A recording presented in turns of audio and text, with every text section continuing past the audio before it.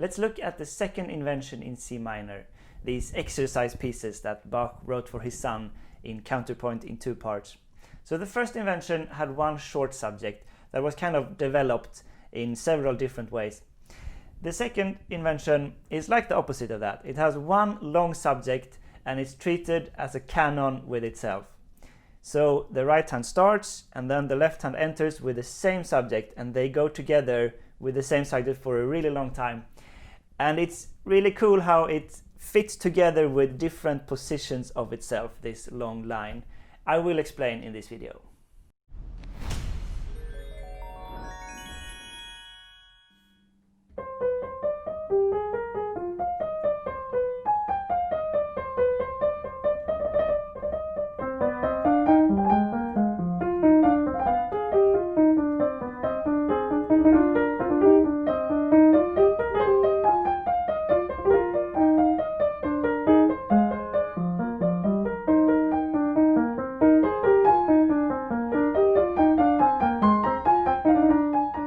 Okay, let's look at the canon. We can divide it in 5 parts of 2 bars each, and the piece starts with the right hand playing the first part, solo.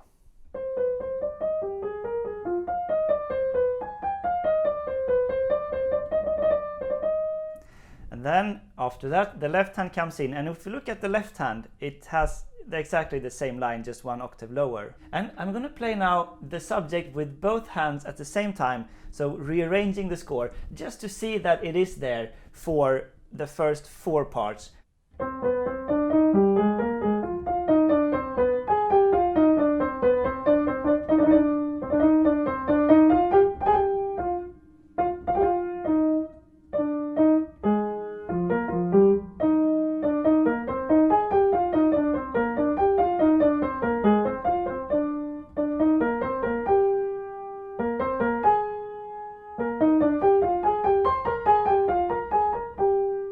Now let's arrange this canon as it is in the score. So after the right hand has played the first part, the left hand enters with the first part and the right hand continues with part 2.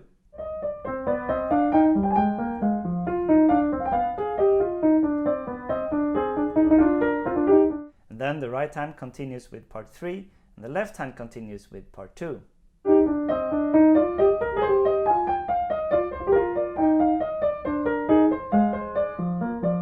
And we go on like this, so now part 4 in the right hand and part 3 in the left hand.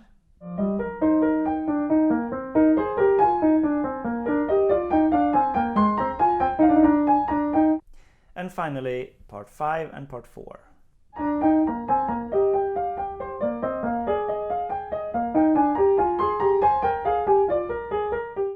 Now one final note here, if we dig really deep in the intricacies of counterpoint here, the harmony, when the different parts take over, the harmony is transformed in a really cool way.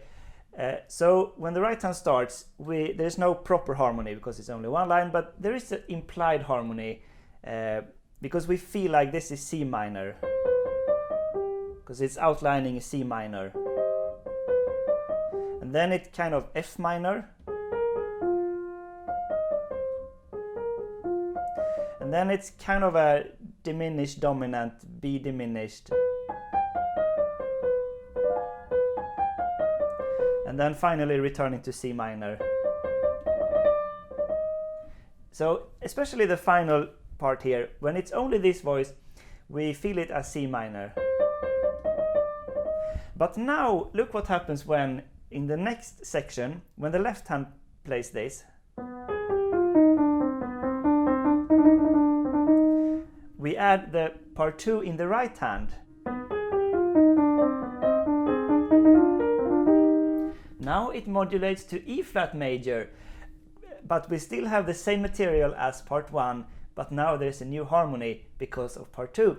And it continues like this. I'm not going to go in detail in everything, but the essential transformation that happens is for when the right hand plays the 3rd and 4th and 5th part, it always starts in E flat major. So after this, and this F minor is kind of on the border between F minor and A flat major instead. And then it returns to with the B flat major in the end always.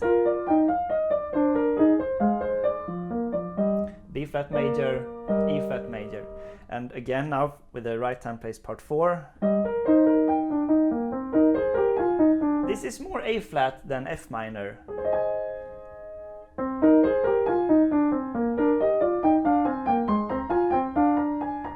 Again B flat to E flat major. Okay, after the right hand has played part 5, we get to an interesting structural point in the piece. If we look at the left hand here, it plays this.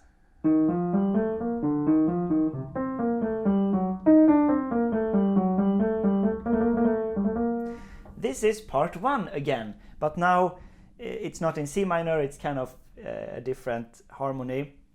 And the right hand plays something new. You could say that this is like part 6 of the subject, but it is unique for this place. It doesn't return anywhere else. So I wouldn't call it part of the subject. I would call it new material that is tailor-suited for this place with the left hand. Because what happens musically, like the musical feeling we get here in this place, it's not like it's starting new with the theme, even though it does in the left hand.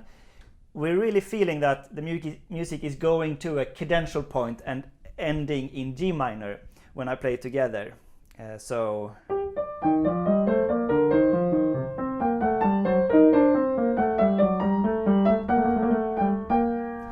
like here we reach somewhere, and now the right hand plays part 1. So this is what feels like the new start.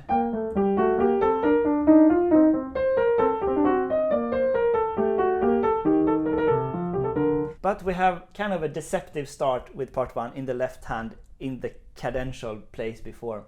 Now for like the second part of the piece, it's balanced and fair, so it's the opposite order. The left hand starts, so when the right hand plays part 1, it's a different counter voice in the left hand. It's already part 2 in the left hand, and then right hand plays part 2, it's part 3 in the left hand. So it's new music that ends up because of the different octaves of the hands.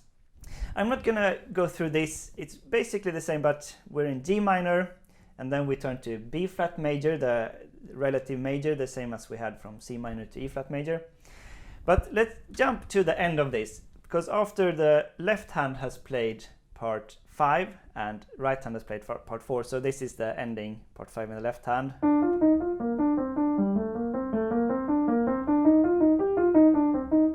And part 4 in the right hand.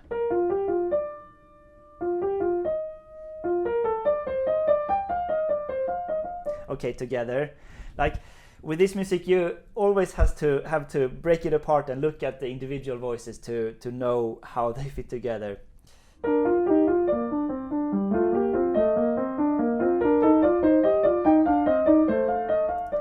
Now we get this.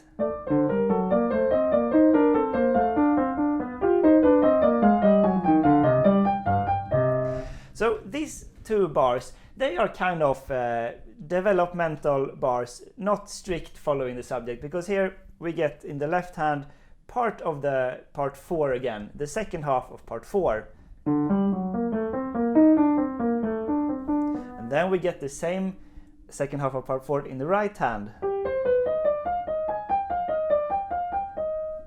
And the general feeling is like pushing with these chromatic intervals and 16th notes in both hands, and this lovely scale, kind of saying that we're approaching the end here.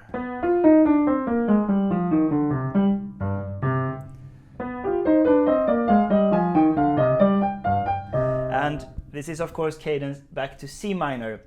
So now for the ending of the piece, the final 4-5 bars, we get a statement of the subject again, and you can probably recognize this when we have these. What parts are these in the hands?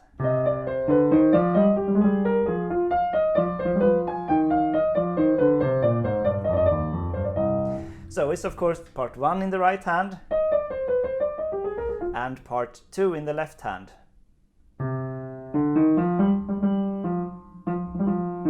Then the ending is adjusted to go back to C minor again, so we get the second statement with opposite voices. So part 1 in the left hand, in the bass register. So this is new, something new contrast here.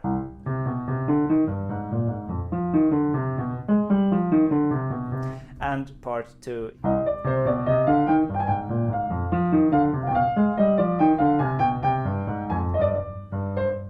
And the final cadence in the end.